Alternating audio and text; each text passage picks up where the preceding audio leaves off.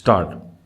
बहनों भारतीय स्त्री जाति की प्राचीन गौरव, गरिमा एवं उच्च परंपराओं को ध्यान में रखकर न केवल आपको शिक्षित होना है, बल्कि शिक्षा समाप्त करने के पश्चात पुरुषों के साथ सहगामिनी बनकर आपको सब दिशाओं में कदम बढ़ाना है। स्टॉप।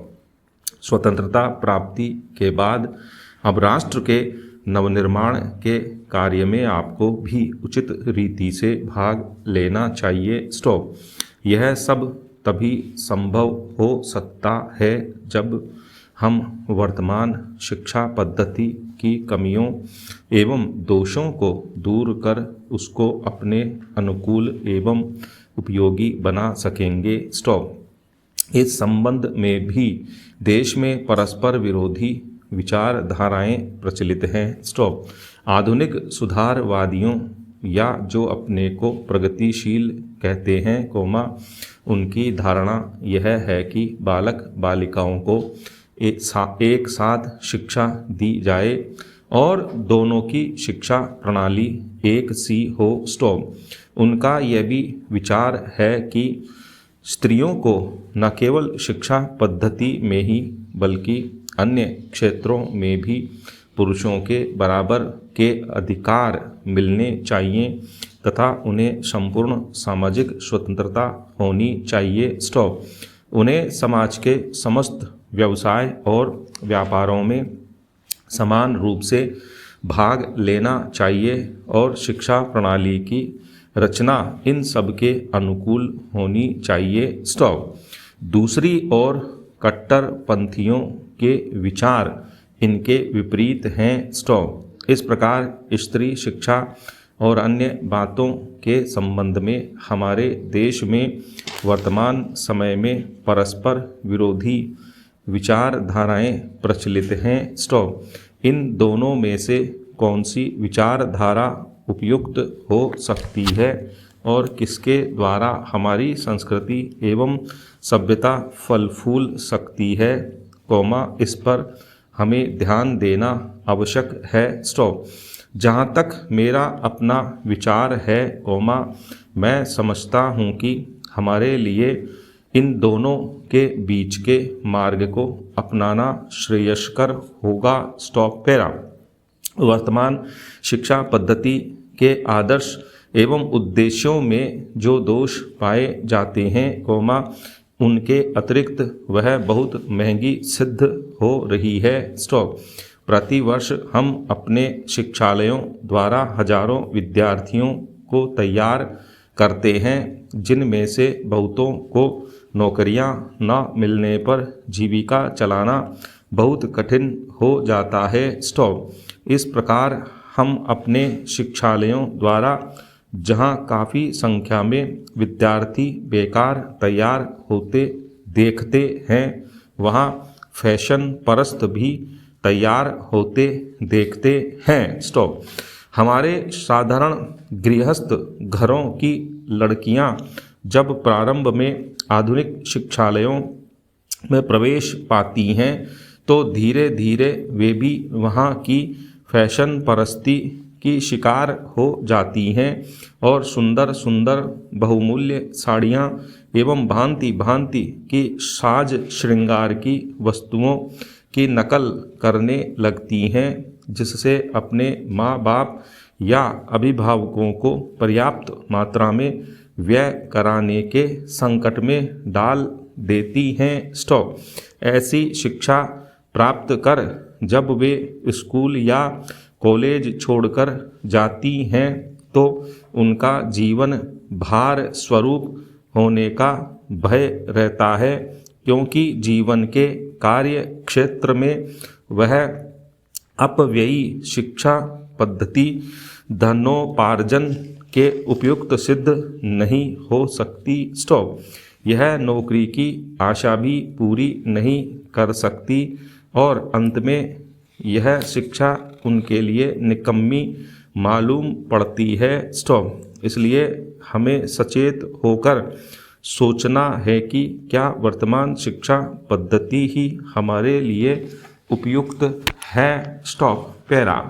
महोदय, कुछ समय बाद जैसे ही समाचार पत्रों में बहुत से लोग काम करने लगे, और प्रकाशन कार्य के लिए व्यवसाय यंत्रों की आवश्यकता पड़ी, इस कार्य ने उद्योग का रूप धारण किया। निःशुल्क प्रचार अथवा सेवा की भावना अब अव्यावहारिक जान पड़ी और प्रायः लुप्त हो गई। समाचार पत्र उद्योग का यह विकास संभवतः स्वाभाविक है और आधुनिक विचारधारा के अनुरूप है। फिर भी यद्यपि पत्रों का प्रकाशन एक उद्योग के रूप में होता है, समाचार पत्र स्वदेश्य राष्ट्र सेवा की भावना तथा नैतिक दायित्व से एकदम मुंह नहीं मोड़ सकते। यह भी स्वीकार करना होगा कि इस उद्योग की यथोचित उन्नति के लिए यह आवश्यक है कि दूसरे उद्देश्यों की भांति यह भी उन सभी साधनों से संपन्न हो जो अन्य उद्योगों ने या तो प्राप्त कर लिए हैं या वे उनकी प्राप्ति के लिए प्रयत्नशील हैं। इसलिए यह सभी के हित में है कि समाचार पत्र उद्योग उन्नत हो और इसका आधार अधिक से अधिक ठोस हो। इधर कुछ वर्षों से हमारे देश के समाचार पत्रों में जागृति की लहर आई है। उद्योग की आवश्यकताओं, श्रमजीवी पत्रकारों की मांगों और पाठकों के हितों ने मिलकर ऐसी स्थिति पैदा कर दी कि समाचार पत्रों की दशा व पुनर्विचार करना आवश्यक हो गया। समाचार पत्र आयोग की नियुक्ति, आयोग की सिफारिशों का प्रकाशन और उन सिफारिशों पर सरकार का निर्णय, ये सभी उक्त समस्या को सुलझाने के सम्मिलित प्रयत्न हैं। मैं आशा करता हूँ कि इन प्रयत्नों द्वारा समस्या का समाधान हो सकेगा, समाचार पत्र उन्नत होंगे और इस उद्देश्य में कार्य करने वाले सभी लोगों को संतुष्ट किया जा सकेगा। मैं जानता हूँ कि यह सब कहना सरल दिखाई देता है, किंतु व्यवहार में लाना बहुत कठिन होता है। परंतु मुझे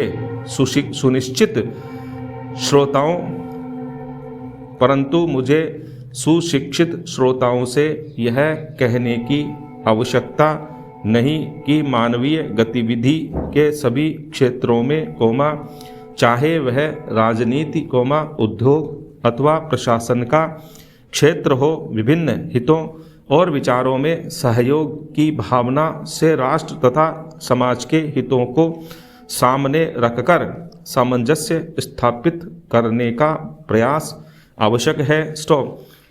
मैं इतना निराशावादी नहीं कि मैं यह समझूं कि वे लोग जिनके सुझाव बड़ी बड़ी समस्याओं को सुलझाने में सहायक होते हैं, निजी समस्याओं का निपटारा करने में असफल रहेंगे।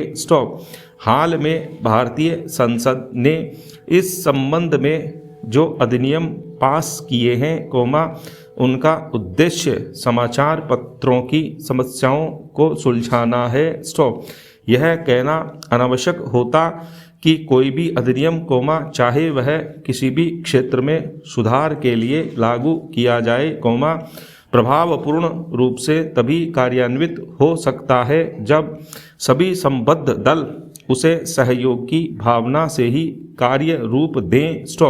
इन मामलों में अधिनियम के शब्दों का इतना महत्व नहीं जितना उनके पीछे निहित भावना का होता है। क्या मैं आपकी संस्था से यह अनुरोध कर सकता हूँ कि इस मामले में आप समाचार पत्रों को मार्ग दिखाएं। आपकी संस्था निश्चय ही प्रमुख तथा अत्यंत प्रभावशाली समाचार पत्रों की प्रतिनिधि संस्था है। प्रायः सभी बड़े समाचार पत्र आपके सदस्य हैं।